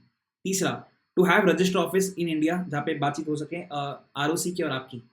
चौथा, कम से कम 2 individual appoint होंगे as designated partners, और वो कौन होने चाहिए? इंडिविजुअल्स होने चाहिए. पांचवा, अगर इंडिविजुअल्स नहीं है तो नॉमिनी अपॉइंट होगा. ये देख, अ पर्सन और nominee of body corporate intending to be appointed as designated partner, उनको अपना डीपीनी सब देना पड़ेगा. एंड लास्ट में एलएलपी अग्रीमेंट बनेगा और एलएलपी का नाम होगा. तो है सारे वही पॉइंट्स जो मॉड्यूल में लिखे हुए हैं, बस उसको पूरा कंबाइन करके फॉर्म करके क्वेश्चन बना दिया. तो आपने ये करा हुआ होना चाहिए, ठीक है. 100% एग्जाम में आ सकता है, हाई चांसेस. मैं आ गया नीचे 30, आई गेस 20-25 मिनट और. भाई ये क्वेश्चन एमटीपी आरटीपी में इतनी बार आ गया, पर अब तक एग्जाम में नहीं टपका है, अब तक नहीं टपका. क्या पता सितंबर 2026 ही वो अटेम्प्ट हो जब ये एग्जाम में पहली बार दिख जाए, तब मुझे एग्जाम में याद करना और दुआएं देना. इसका मतलब ये नहीं कि ना दिखे तो बद्दुआ दो, बेशरम. मैं तो आपको तैयार कर रहा हूं. No limit private company is incorporated as unlimited company having share capital of 10 lakhs. ठीक है, अनलिमिटेड कंपनी है. One of his creditors, Mr. S, filed a suit against a shareholder, Mr. I, for recovery of his debt against No Limit Private Company. Mr. I has given his plea in the court that he is not liable as just a shareholder. भाई एक बात समझ, भले unlimited company हो, इसका मतलब ये नहीं कि क्रेडिटर जाके सीधा मेंबर को बोलेगा पैसा दे. एक तरीका होता है. तो तरीका क्या होता है? पहले तो कंपनी का वाइंड अप होगा, फिर लिक्विडेटर अपॉइंट होगा, फिर वो हिसाब किताब करेगा. हिसाब किताब के अंदर भी अगर लायबिलिटी ज्यादा है एसेट से, तो जाके वो मेंबर को बोलेगा पैसा लाओ, और मेंबर को पैसा लाना पड़ेगा अनलिमिटेड. पर वाइंड अप की नौबत तक आने तक तो लायबिलिटी मेंबर्स की उतनी होगी ना जितना उसका अनपेड अमाउंट है on the shares held by him. ठीक है, इसको देख मैं डायग्राम से मस्त समझाया हुआ है कि क्रेडिटर आके मेंबर से सीधा पैसा नहीं मांग सकता. एक तरीका है सर. तरीका क्या है? कंपनी होगी, वाइंड अप होगा, लिक्विडेटर अपॉइंट होगा, लायबिलिटी एसेट से ज्यादा होंगे, तो वो मेंबर को बोलेगा पैसा लाओ. अब आपको पैसा लाना पड़ेगा घर भेजकर, पर तब तक नहीं रे, तब तक नहीं. मार्क करता हूं आपके लिए, देख. His unlimited liability will arise when official liquidator calls the members for their contribution towards the liabilities and debts of the company at the time of wind up of the company. Section लिखा हुआ है, लिखा हुआ है 292. ठीक है, बार बार MTP RTP में आया, एग्जाम में आना ड्यू है. 12 क्वेश्चन बचे अब तो सिर्फ. ये आरटीपी का क्वेश्चन है, if I am not wrong, recent RTP में आया था. बहुत प्यारा क्वेश्चन. ठीक है, R limited is a public company and formed on 1/1/23. On this date, Mr. S was appointed as a legal advisor in the company. It was mentioned in the articles of the company that Mr. S will not be removed from the post of legal advisor till 31/3/27. Okay, whatever. On 1/7/24, मतलब almost 1.5 साल के बाद, SR was passed for the alteration of articles and Mr. S was removed from the अयो पर यार पता है गलत नहीं है, पता है क्यों? आर्टिकल्स तो घर का ही मामला होता है और हम ऑलरेडी पढ़ चुके हैं, उसको SR पास करके चेंज कर सकते हो। तो AOA को हमने चेंज करा SR पास करके इन GM और उसमें उसको हटा दिया, तो ठीक है ना यार, AOA बदल के हटा सकते हैं, कोई पत्थर की लकीर थोड़ी है। Mr. S filed a suit against R Limited for removal as a legal advisor, referring to the position of the act whether company can remove Mr. S. Yes, it can remove Mr. S. AOA में लिखा था, AOA बदल दिया ना SR पास करके। Mr. S cannot enforce any right against the company. Company had right to remove him by making alteration of AOA. I don't know इसने लिखा है कि नहीं लिखा, क्वेश्चन में तो था शायद कि सर SR पास करना पड़ता है, SR in GM। सर हमको नहीं पता SR क्या होता है, कोई बात नहीं, बता देता हूँ, more than equal to 75% votes, C enter में आएगा। 10 क्वेश्चन बचे भाई, अगर आप अभी तक टिके हुए मतलब you genuinely are serious about your exams and passing the exams, salute to you, आप मेहनत कर रहे हो अगर आप अभी तक टिके हुए हो तो। बाकी मोस्ट ऑफ देम 5-10 क्वेश्चन के बाद कि हाँ देख लेंगे, बाद में कर लेंगे, सर से PDF मंगवा लेंगे, PDF में से पढ़ लेंगे, and they happen to go. अब बैठे हो, बहुत अच्छी बात है, आपको बहुत प्यारे प्यारे क्वेश्चन मिलेंगे आखिरी 10। 32 बहुत प्यारा क्वेश्चन। Ramaswami proposed to sell his house to Ramanathan. Ramanathan sent his acceptance। ये पता है कौन सा क्वेश्चन है? डर्टी क्वेश्चन है, this is dirty question. Sir dirty question क्यों बोलते हो इसको आप? बिकॉज आपका ICAI अलग बोलता है और लॉ अलग बोलता है। सर हम क्या फॉलो करेंगे भाई? अपना माई बाप ICAI है, हम यही फॉलो करेंगे ब्लाइंडली। लेट्स सी, आपको चाहिए तो एग्जाम में नोट लिख के आ जाना, but I would suggest ICAI को फॉलो करना चाहिए। Ramaswamy proposed to sell his house to Ramanathan. Ramanathan sent his acceptance by post. Next day, Ramanathan sends a telegram withdrawing his acceptance. Examine the validity of the acceptance according to the act. The telegram of revocation of acceptance was received by Ramaswamy before letter of acceptance. मतलब revocation वाला telegram पहले ही मिल गया acceptance के, तो we all know revocation माना जाएगा। दिक्कत नीचे है भाई साहब, दोनों साथ में मिला, बोथ रीच टुगेदर। देख आपकी ICAI की मॉड्यूल में क्या लिखा हुआ है, मैं आपके साथ रेफरेंस के साथ बात करूंगा, हवा में बात नहीं करूंगा। If the revocation of telegram arrives before or at the same time with letter of acceptance, revocation is absolute, revocation माना जाएगा। और आपका ICAI क्या बोलता है? जो पहले पढ़ ले वो। तो हम एग्जाम में क्या लिख कर आएंगे? जो पहले पढ़ ले वो। पहले तो यस है, revocation acceptance is valid। दूसरा, if Ramaswamy opens telegram first and reads it, the acceptance stands revoked. If he opens letter first and reads it, revocation of acceptance is not possible। क्यों? क्योंकि acceptance हो चुका है। तो आप तो exam में यही लिख कर आओगे कि भाई जो पहले उसने रीड करा वो माना जाएगा। पहले रिवोकेशन रीड करा लेटर तो रिवोकेशन माना जाएगा, पहले एक्सेप्टेंस रीड करा तो एक्सेप्टेंस माना जाएगा। अपन एग्जाम में ICAI का लिख कराएंगे, ये भाड़ में जाए। 33 प्यारा क्वेश्चन, ये क्वेश्चन है RTP MTP का। M&T were partners in the firm messrs M&T company. चलिए क्वेश्चन पूछो एकदम वियर्ड सा, ऐसे ऑन लाइटर नोट, अगर आपको ऐसा पढ़ के हैवी लग रहा हो तो थोड़ा सा लाइट करते हैं चीज़ों को। ये पार्टनरशिप फर्म है, पार्टनर्स लिखा हुआ है, माँ कसम यहाँ कंपनी क्यों लिखा हुआ है? फिर कभी सोचा आपने पार्टनरशिप फर्म के पीछे कंपनी क्यों लिखा हुआ होता है?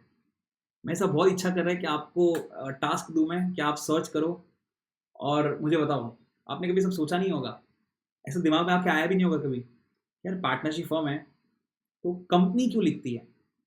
कंपनी तो 2+20 कंपनीज एक्ट होता है ना, तो माँ कसम कंपनी क्यों लिखा हुआ है? Anyone watching this video please let me no. I am very sure नहीं पता होगा, चल मैं बता देता हूँ। इच्छा तो नहीं बताने की, पर ऐसे ही आपको ऐसा लगेगा यार क्या होता है क्या होता है क्या होता है, आप टाइम वेस्ट करोगे, तो मैं बता देता हूँ। ये वाली कंपनी का मतलब 2+20 वाली कंपनी नहीं। Company means a company incorporated this sector under previous company law, वो वाला कंपनी नहीं रे। कंपनी मतलब साथ वाला कंपनी, साथ में। अब ऐसा बोलते हैं ना, आई लाइक हर कंपनी, ये वो वाला कंपनी है। बढ़िया, आगे बढ़ते हैं। तो M और D पार्टनर थे। They admitted S as a partner in a firm and is actively engage in day to day activities of the firm. There's a tradition in the firm that all the active partners will get a monthly remuneration. अब देख normal बात समझ, section 13 क्या बोलता है? Partners are not entitled remuneration, 13 का ए, ठीक है? क्यों? अरे मालिक के धंधे का, अरे रेम्यूनरेशन तो नौकर को मिलता है, एम्प्लॉय को मिलता है, मालिक को तो प्रॉफिट मिलता है ना।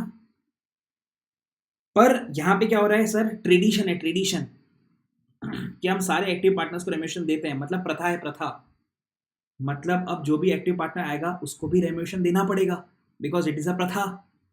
तो अगर आपने मॉड्यूल में सिर्फ इतना सा पढ़ा ना, ये इतना जो स्टार्टिंग में दे रखा है, तो आपका आंसर रॉन्ग हो जाएगा, क्योंकि यहाँ पे तो क्या लिखा हुआ है? Is not entitled receive remuneration, partner is not entitled receive remuneration. पर आपने अगर उसका एक्सप्लेनेशन पढ़ा होगा तो विल अंडरस्टैंड कि सर अगर कस्टमरी है तो देना पड़ेगा। मिल जाओ मिल जाओ मिल जाओ, इरा।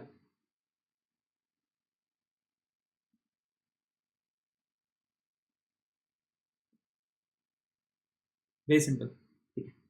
तो एक बार करा हुआ होना चाहिए ऐसा क्वेश्चन आपने। कंक्लूजन क्या है? कंक्लूजन क्या है? कंक्लूजन क्या है? As Sony also admitted as a working partner, he is entitled to get remuneration. Entitled to get. बस टुवर्ड्स द वेरी एंड आ गए। पार्टनरशिप का एक और क्वेश्चन दिखा मुझे, कौन सा क्वेश्चन है सर? नॉमिनल पार्टनर का। मैं आपको पूरा नॉमिनल पार्टनर पढ़ाई देता हूँ ना, it will take me just 30 seconds. Sir nominal partner वो होता है जो अपना नाम देता है, फर्म को नाम लेंड करता है, मे बी उसका रेपुटेशन अच्छा है इसलिए। वो पार्टिसिपेट नहीं करता बिजनेस के अंदर, वो कैपिटल कंट्रीब्यूट नहीं करता बिजनेस के अंदर, उसका इंटरेस्ट नहीं होता बिजनेस के अंदर, उसकी लायबिलिटी अनलिमिटेड ही रहती है लाइक अदर पार्टनर्स, और प्रॉफिट में उसको हिस्सा नहीं मिलता। खत्म टॉपिक, इतना ही तो है। सीधा मैं क्वेश्चन पे आता हूँ। MSNRR partners in a firm, messrs MN company, वापस कंपनी आया, वो वाला company. They admitted B as a nominal partner. सीधा क्वेश्चन पढ़ता हूँ, नीचे क्या पूछा हुआ है? Whether B is liable for dues of K. हाँ, नॉमिनल पार्टनर लायबल रहता है। डजंट मैटर आप सिर्फ नाम दे रहे हो अपना, एक्चुअल में पार्टनर नहीं हो, doesn't matter. In case K has filed a suit against the firm, whether B would, हाँ B would be liable, खत्म बात। नॉमिनल पार्टनर है ना, लायबल। कंक्लूजन पे आए। दूसरा आंसर 35 कंपनीज का क्वेश्चन आ गया, बहुत प्यारा। अगेन MTPRT वाले क्वेश्चन है सर। आप आई डोंट नो आपको क्या लगता है क्या नहीं लगता। It took me 2.5 days full to make this 40 page का PDF, 2.5 days, बिकॉज मैंने मई 18 से लेकर नवंबर 23 तक सारे क्वेश्चंस को छाना।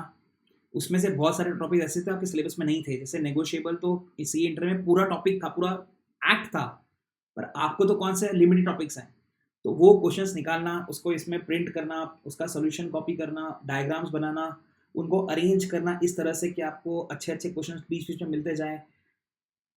It took a lot of efforts, ठीक है, to be very honest with you. I am just expecting 2 things. पहला, दिल से आप पास हो जाओ, आई वॉन्ट दैट, ठीक है, मैं आपसे मिलना चाहता हूँ सी इंटर के अंदर।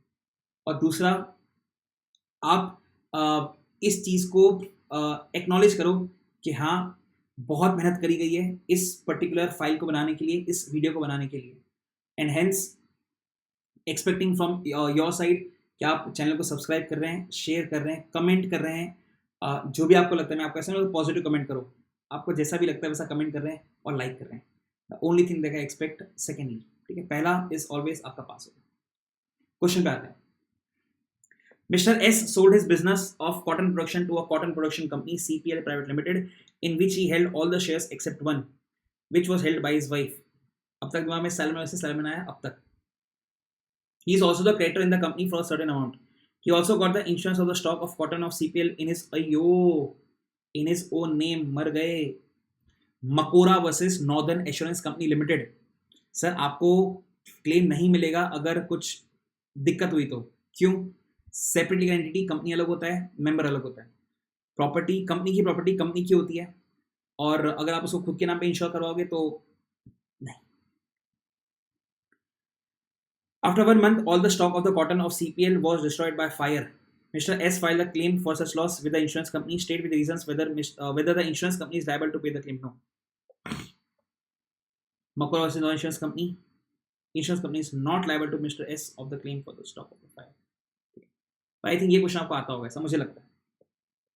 अरे बाप क्वेश्चन, माँ कसम, कहाँ से निकाले मैंने, मुझे आधे तो खुद भी याद, मैंने कहाँ से निकाले, ठीक है, आपको 2-2, 3-3 बजे तक जो जहाँ से मिल रहा है मुझे, जो मैंने नोट करा हुआ है। एक नाम जैसे 2-2 क्वेश्चन है, एक नाम जैसे, पर दोनों का आंसर में जमीन आसमान का फर्क। क्वेश्चन किसका है सर? फॉरेन कंपनी का है। मैं आपके सामने फॉरेन कंपनी का डेफिनेशन बोलता हूँ और बोलते बोलते शायद मैं सांस भी नहीं लूंगा, शायद, ऐसा मुझे लगता है। Foreign company is a company, body corporate, incorporated outside India, which has a place of business in India, whether it's self-authorized agent, physically authorized to more and conducts any business activity in India in any other manner. Pause बोलूं? Foreign company is a company incorporated outside India, which has a place of business in India, whether by itself authorized agent, physically authorized to more and conducts any business activity in India in any other manner. Section 2 plus 42. अब देख question number 36 में क्या हो रहा है? Incorporated Singapore, office Pune, बाजू में देख, incorporated in India, office in Singapore, उन्होंने रिवर्स, ये है, ये नहीं है। क्यों? Incorporated in India, incorporated in Singapore. Foreign company is a company which is incorporated outside India and has a place of business in India. पहले provision लिखा और फिर कंक्लूजन लिखा, it is a foreign company, not be called as a foreign company. 38, अब इतने सारे chapters करे, LLP करा, कंपनीज एक्ट करा, कॉन्ट्रैक्ट एक्ट करा, नेगोशिएबल, मतलब कितने सारे करे। तो मैं सोचा एक 100 का कभी क्वेश्चन डाल ही देते हैं, अच्छा वाला जो एग्जाम में आ सकता है। आपने एक क्वेश्चन देखा होगा भाई, पक्का देखा होगा आपने, जहाँ से ही पढ़ा है। मतलब मैं तो ऐसा मानता हूँ, देख जितने भी फैकल्टीज हैं, बड़े बड़े जो स्टार्टअप्स वाले हैं, फंडिंग वाले हैं, या कोई छोटे छोटा फैकल्टी भी है, सब अच्छे ही पढ़ाते हैं, ऐसा मैं मानता हूँ। सब मेहनत करते हैं, मुझे पता है मैंने कितनी मेहनत करी इस पीडीएफ के लिए। तो आपको आपके फैकल्टी ने पढ़ाया होगा और आपको ये आता होगा, आपने इस क्वेश्चन को देखा होगा।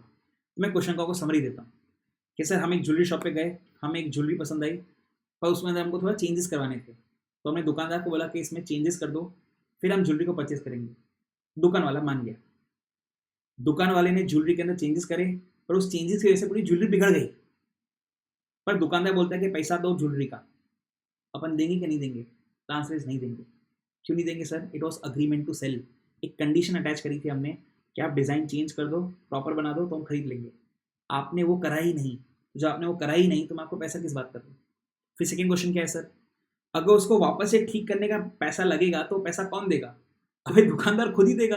अबे तेरी वजह से खराब हुआ तो उसका पैसा तू ही देगा ना। मैं मतलब तू काम खराब करे और मैं तो ऊपर से पैसा भी दूँ उसको ठीक करने का, तू खुद अपनी जेब से पैसा देगा। So obvious it is.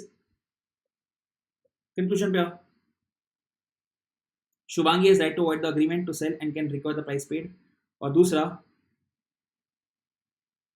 even though he has to bear some expenses for repair, he cannot charge it from this. आपने क्वेश्चन अगर सपोज मान लेते, मैंने क्वेश्चन का समरी दे दिया, आंसर ही बता दिया, बट आपको फिर भी लगता है अगर कि नहीं मुझे पढ़ना है, तो मैंने ओपन कर रखा है, कैन टेक अ स्क्रीनशॉट और may be pause the video.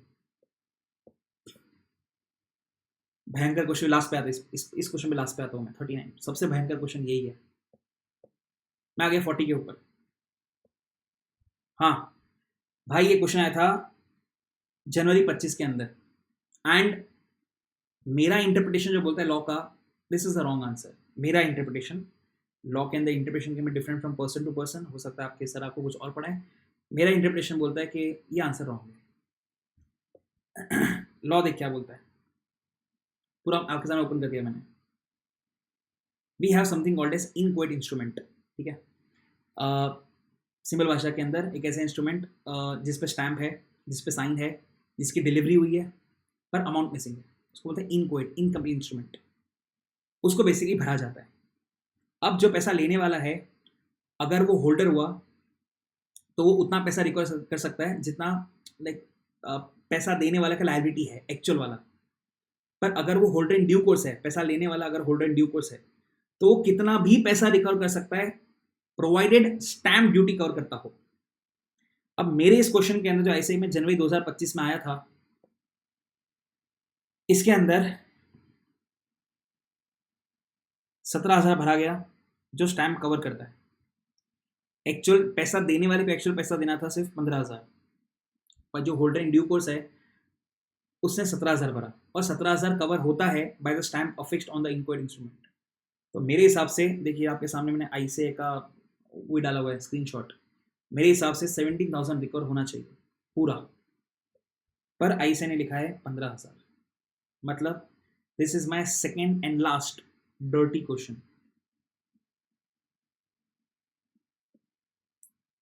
आई से अलग बोलता है, और लॉ अलग बोलता है। This is second such question. Okay, बस 3 क्वेश्चन बचे। नेगोशिएबल का क्वेश्चन आ गया। Mister X is the payee of an order cheque, mister Y steals the cheque. अरे खत्म ना यार, देख बात समझ। आपका जहाँ पे चैप्टर स्टार्ट होता है ना नेगोशिएशन इंस्ट्रूमेंट एक्ट, वहाँ पे थर्ड पेज पे लिखा हुआ है फीचर्स ऑफ नेगोशिएशन इंस्ट्रूमेंट। उसमें आई गेस ऊपर से चौथा पॉइंट है या तीसरा पॉइंट है, आई एम नॉट वेरी श्योर, जहाँ पे ऐसे लिखा हुआ है holders title should be free from defect. तो अगर चोरी वोरी करा हुआ, कुछ फॉर्जरी करा हुआ आपने कुछ इंस्ट्रूमेंट अगर आपके पास है, तो it is regarded as nullity, zero, उसका कोई लीगल इफेक्ट नहीं होता, उसके मालिक आप नहीं बनोगे। ठीक है, तो जैसे मैंने पढ़ा उसके अंदर कि चोरी करा हुआ है, मेरे क्वेश्चन वहीं खत्म हो गया यार। Z requires no title, nullity word मुझे कहीं मिलना चाहिए। नलिटी फॉर्जरी, नलिटी वर्ड आपने और कहाँ पढ़ा है सर? हमने इसको पढ़ा है कंपनीज एक्ट के अंदर last page of the chapter के अंदर, लास्ट पॉइंट के अंदर, फर्स्ट पैराग्राफ के अंदर, last word. Doctrine of Indo management last topic है, उसके अंदर एक्सेप्शंस है, एक्सेप्शंस 3 है, 3 के अंदर थर्ड फॉर्जरी है, फॉर्जरी के अंदर फर्स्ट पैराग्राफ में लास्ट में भी नलिटी लिखा हुआ है। इसके आपने नलिटी कहाँ पढ़ा हुआ है sir? Doctrine of ultra vires के अंदर इंट्रोडक्शन के अंदर आपने नलिटी पढ़ा हुआ है। व्हाटएवर, आगे बढ़ो। थर्ड लास्ट क्वेश्चन 42, 43 और ऊपर अपन एक छोड़ कर आए। ठीक है, 42 नेगोशिएबल 1 hour 21, ओ मार्कस मैंने 130 बोला था, 1.5 घंटा। Mister H donated ₹50,000 to an NGO by, अरे भाई चेक से, चेक है, डोनेशन है, डोनेशन वाले चेक के ऊपर सेक्शन 138 नहीं लगता। पढ़ने के क्वेश्चन आगे, मतलब मेरे को तो 4 लाइन में समझ में आ जाता है, आपको भी शायद आ जाता होगा, बिकॉज वेरी ऑब्वियस क्वेश्चन। आपने चेक दिया किसी को एज अ डोनेशन, आगे पता है बाउंस होने वाला है।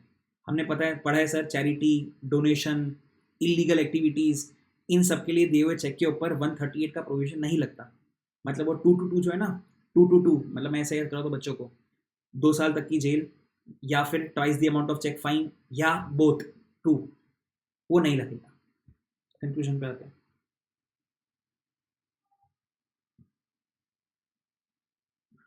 ठीक है, और थियरी भी पढ़ लेते हैं एक बार काम की।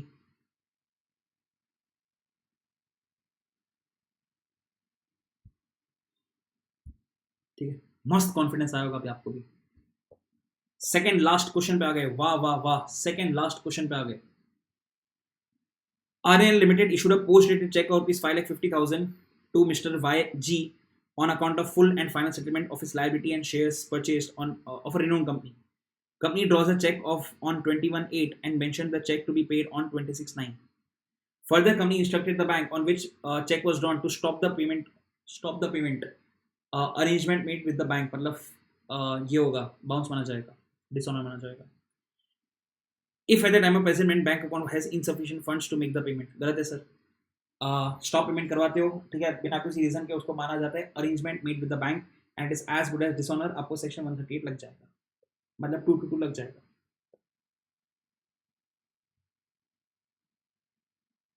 ठीक है, एक क्वेश्चन बचा, सिर्फ एक क्वेश्चन, 1 घंटा 23 मिनट हुआ, मैं एग्जैक्ट 1.5 घंटे में खत्म करेगा, जो मैंने वीडियो के स्टार्ट में बोला था। लास्ट पेज पे तो मैंने वही बता रखा है आपको जो मैंने कवर करा है आपको बेसिकली अभी। Hidden question, CA foundation law not covered by anyone else, ऐसा छाती ठोक के बोलता है मैं। हाँ, कुछ क्वेश्चन में भी आपने इसमें से कर रखे होंगे जो फेमस है, बाकी नहीं। मेल 18 से लेके नवंबर 23 आर्काइव से ढूंढ के लेकर आया मैं। एक्सपेक्टिंग आपसे ये subscribe, like, share and drop a comment. आपको मेरा टेलीग्राम चैनल ज्वाइन करना है, टेलीग्राम चैनल ज्वाइन कर सकते हो, मैंने आज ही बनाया है, मतलब अभी आजकल में बनाया हुआ है, ओके, ज्वाइनिंग देयर। मैं शायद ये PDF भी उस टेलीग्राम में ही डालूंगा। ठीक है, you need to join this Telegram channel, आप सर्च कर सकते हो हैंडल से, उसको स्कैन कर सकते हो, योर मर्जी। हम आते हैं आखिरी क्वेश्चन पे और लेक्चर करते हैं समाप्त। आजा आजा आजा, आ गया। MTP का क्वेश्चन है, RTP का क्वेश्चन है, एग्जाम में आज तक नहीं आया, मैं ऐसा बोल सकता हूँ, ये बहुत ही डिफिकल्ट क्वेश्चन है अगर आपकी कंसेप्ट क्लियर नहीं है तो। टाइम डेम ना रखिए मैंने, आगे का अपन साथ में करेंगे। J Limited is a public company having 220 members, of which 25 members were employee of the company during 1st April 2006 से लेके 28 जून 2016। मुझसे वो डेट लिखी मैंने सिर्फ आपके लिए, मतलब यहाँ से लेके यहाँ तक, कहाँ तक, 28 जून 16, यहां तक कौन थे वो लोग? Employees. Okay, in June they were allotted shares in J first time on 1 जुलाई 2007। मतलब इस तारीख पे वो मेंबर बने, ठीक है, लिखा है ना, अलॉटेड शेयर्स फर्स्ट टाइम 1 जुलाई 2007 को, which was sold by them on 1 अगस्त 2016। यहाँ से लेके यहाँ तक वो लोग मेंबर थे। तो ऊपर जूम करता हूँ, ऊपर एम्प्लॉय बनाया पूरा, नीचे मेंबर बनाया, उसको कंप्रेस करते हैं। मतलब सर ये जो वक्त है, ये वाला इस वक्त में वो सिर्फ एम्प्लॉयज हैं, सिर्फ एम्प्लॉयज। फिर ये वाला जो वक्त है, यहां से लेके यहां तक वो एम्प्लॉय प्लस मेंबर्स हैं, यहां तक ठीक। फिर यहां पे वो सिर्फ मेंबर्स हैं। इतना भाई समझ में आना चाहिए आपको। नहीं आया, वापस समझाता हूँ। 1/4/2006 से लेके 28/6/2016 तक वो लोग एम्प्लॉयज थे। 1/7/2007 से लेके 1/8/16 तक वो लोग मेंबर्स थे। उनको मैंने समराइज कर दिया कि भाई मतलब 1/7 के पहले तक सिर्फ एम्प्लॉय, 1/7 से 28/6 तक एम्प्लॉय प्लस मेंबर्स, और उसके बाद एम्प्लॉय तो रहा नहीं तो सिर्फ मेंबर्स। यहाँ तक इट शुड बी क्लियर। इसको हटा देते हैं, इसका काम हो गया। ओके, आगे बात करते हैं। After some time on 1 December 2016 each of those members acquired shares. यहाँ तो बेच दिए, मतलब यहाँ पे ना वो एम्प्लॉय है ना वो मेंबर है। फिर उन्होंने शेयर्स वापस खरीदे। कब खरीदे? 1/12/16 को। यहाँ बन गए वापस वो मेंबर। इजी। अब क्वेश्चन का, now the company wants to convert into private company. तभी तो झंझट चल रहा है, क्योंकि प्राइवेट कंपनी के अंदर हमने पढ़ा हुआ है 2 क्लॉज 68 के सब क्लॉज 2 के अंदर के साथ मैक्सिमम 200 मेंबर्स ही हो सकते हैं। अब मेंबर्स कितने? 220। अब अगर मैं 25 को काउंट करूंगा 220 के अंदर तो रिड्यूस करना पड़ेगा। अगर 220 में से 25 को काउंट नहीं करूंगा तो रिड्यूस नहीं करना पड़ेगा। वही तो दिमाग है। Whether J Limited is required to reduce the number of members? The answer is yes. Sir exception में क्या लिखा हुआ है? एक्स एम्प्लॉइज एंड मेंबर्स को काउंट नहीं करते, and member plus employees count नहीं करते। ये 2 क्लॉज 68 के सब क्लॉज 2 के एक्सेप्शन में लिखा हुआ है। सर यहाँ पे मेरे पास बीच में ऐसा एक दौर आया था, ये वाला, जब ना वो एम्प्लॉय थे ना वो मेंबर थे। So now when they have joined on 1/12/16 they are a fresh member, और उसके पहले ना मेंबर थे ना एम्प्लॉय थे। मतलब वो वाला कंडीशन फुलफिल नहीं होगा, एक्स एम्प्लॉय एंड मेंबर वाला, क्योंकि they are starting afresh again, and hence reduce करना पड़ेगा। उन 25 को हम काउंट करेंगे लिमिट के अंदर। Next case, what would be your answer? Would your answer be different if those 25 members were the employee in J for period from 1 April to, मतलब starting से लेके आखिरी तक? अरे तो फिर काउंट नहीं करेंगे ना, क्योंकि एम्प्लॉय मेंबर वाला सिनेरियो आ जाएगा, तो हम उसको काउंट ही नहीं करेंगे।